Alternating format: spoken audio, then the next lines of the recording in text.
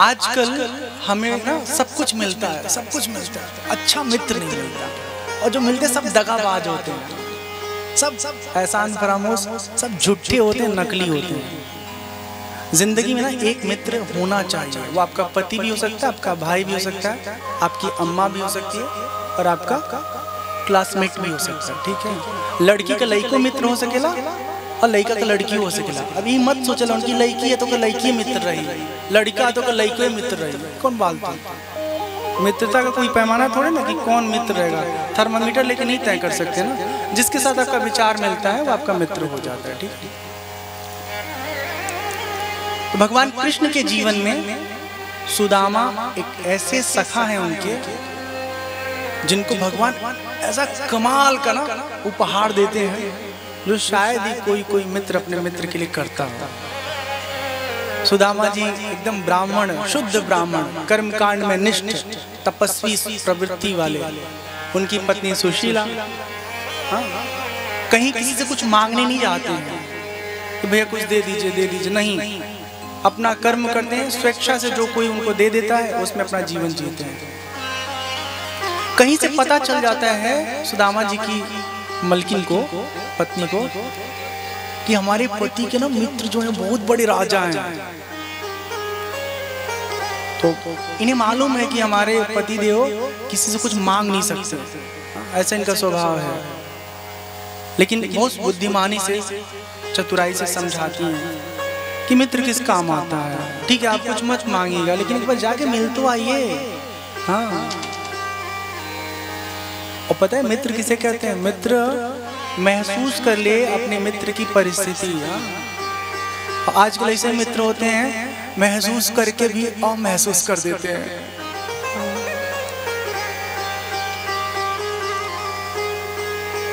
तो सुदामा जी जब बार बार सुनते हैं कि एक बार मिल आइए, अपने मित्र से मिल आइए, तो कहते हैं ठीक है तुम कह रही हो तो मिल आते हैं। हमारा भी मन था लेकिन हमको लाज लगता था, हमारा मित्र इतना बड़ा है और हम तो उसके सामने कुछ है ही नहीं।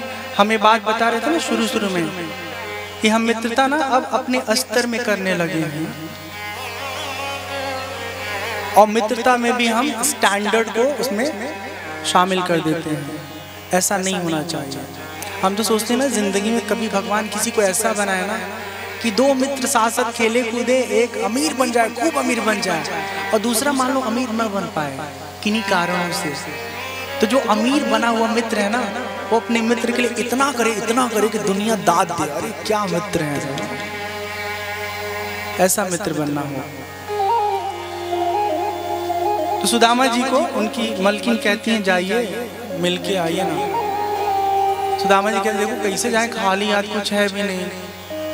तो बाजू से कुछ चूरा मांग के लाती हैं और उसको पोटली में बांध करके दे देती हैं। पैर में खड़ाऊ नहीं है, कपड़े अच्छे नहीं हैं।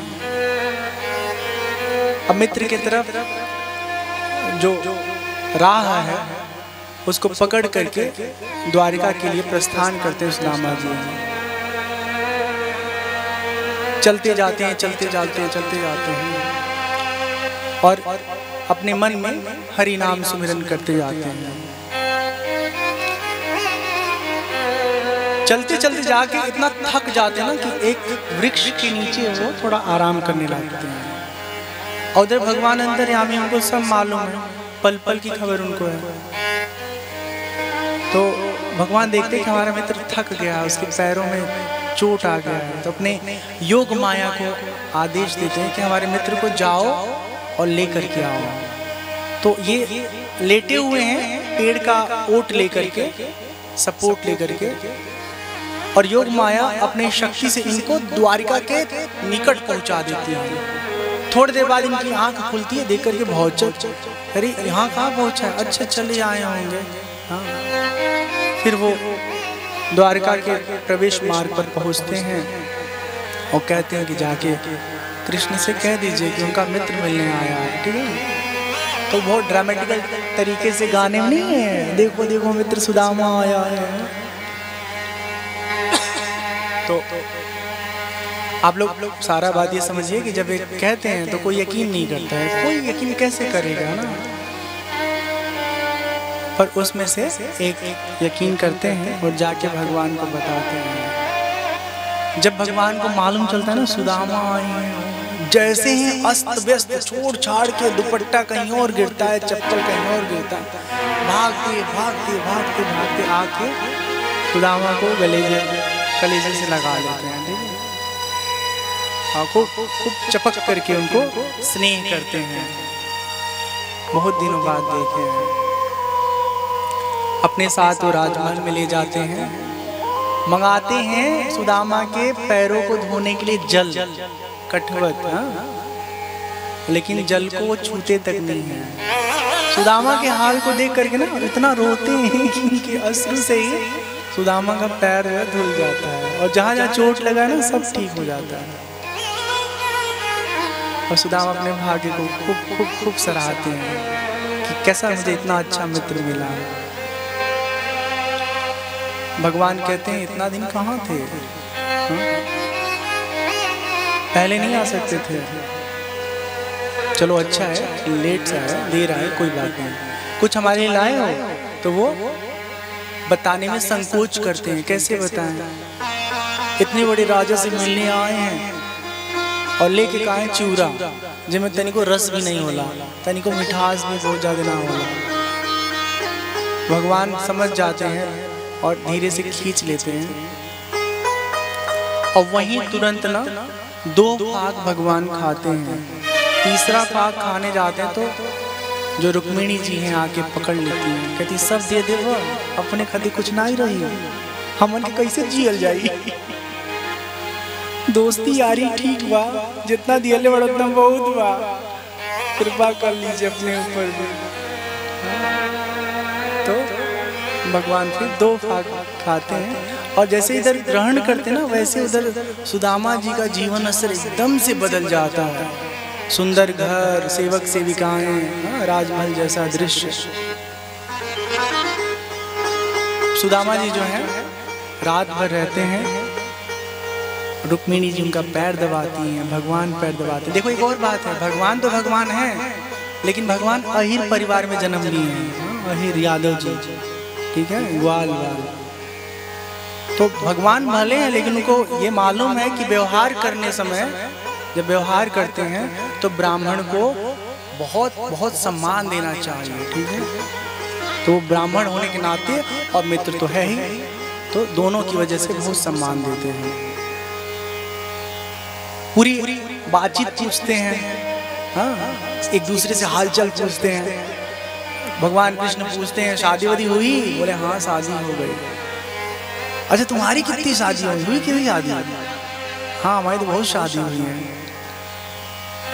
सबसे मिलाते हैं, बहुत खुश होते हैं। और अगले दिन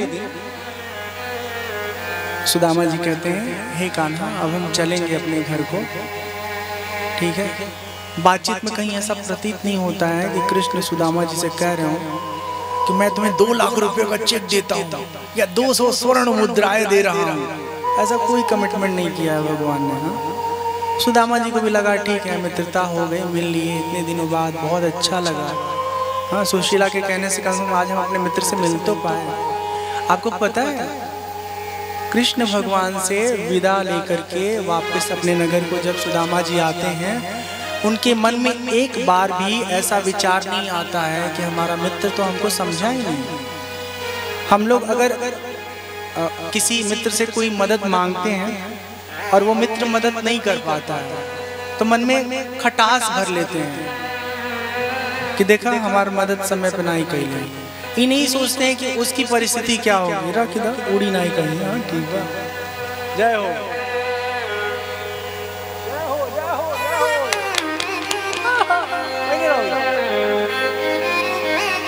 ले जाइए।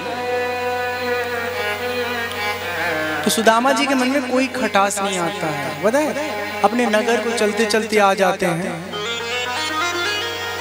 नगर देखकर एकदम से अवाक रह जाते हैं, अरे ये हमारा गांव है, लग रहा है गलती से हम दूसरे गांव में चले आए हैं। तब तक उनकी पत्नियां ताड़े रहती हैं, देख रही होती हैं कि पति लग रहा है आ गए। तुरंत सेविकाओं को भेजती हैं, सेविकाएं कहती हैं कि चलिए महारानी बुला रही है। अरे कौन महारानी?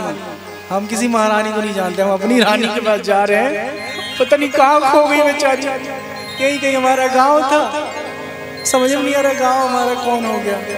बोले आप ही पत्नी सुशीला जी अंदर हैं। हाँ, अब किस्मत आपके पलट गए हैं। तो जाते हैं, फिर उनकी पत्नी आरती उतारती हैं, उनको प्रेम से घर में स्वागत करती हैं, और इस तरह से सुदामा जी का जीवन बहुत सुंदर हो जाता है, बहुत सुंदर हो जाता है। ठीक ठीक। तो ये सुदामा जी का चरित्र है। इस चरित्र से हमको बस इतना समझ में आता है कि भगवान की जब बहुत कृपा होती है ना, बहुत कृपा होती है, तब हमारे जीवन में कोई हमको अच्छा मित्र मिलता है। सच्ची बता रहे हैं,